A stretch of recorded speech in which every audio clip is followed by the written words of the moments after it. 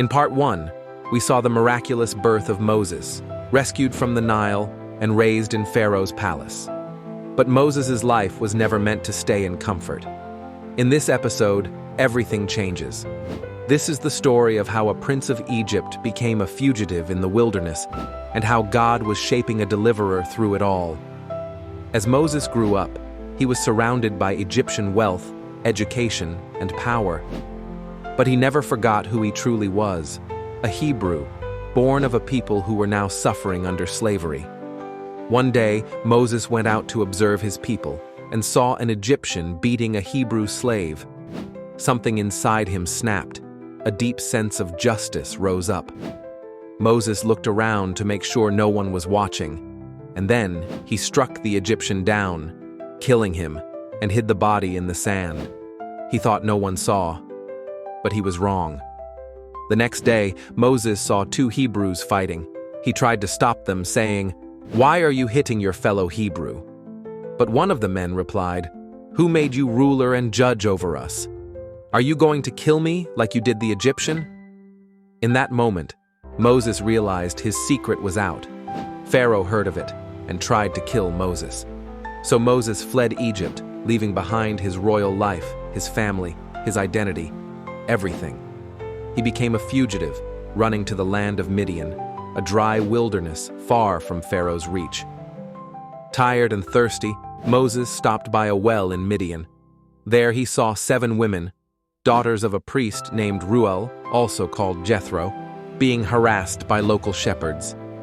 Though a stranger, Moses stood up for them. He defended the women and even helped water their flocks. When they returned home early, their father asked, "Why have you come back so soon?" They answered, "An Egyptian rescued us and watered our sheep."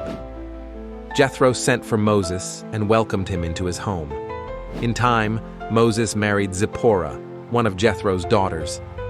They had a son named Gershom, which means, "I have become a stranger in a foreign land."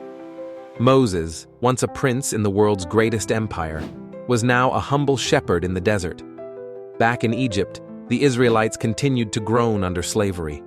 They cried out to God, and the Bible says, God heard their groaning. He remembered his covenant with Abraham, Isaac, and Jacob. He looked on the Israelites and was concerned about them. Though Moses had faded into the quiet of Midian, God had not forgotten him. Moses' time in the wilderness wasn't punishment, it was preparation. God was shaping a man who would one day face Pharaoh, split the sea, and lead a nation.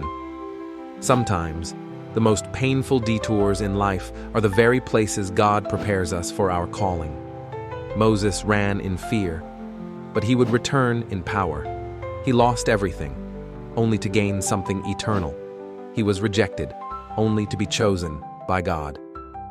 Your wilderness may not be the end, it might just be the beginning. Thank you for watching. Please don't forget to like, share, and subscribe. Join us in part 3, where God meets Moses in a burning bush, and everything changes. Stay faithful. Stay blessed.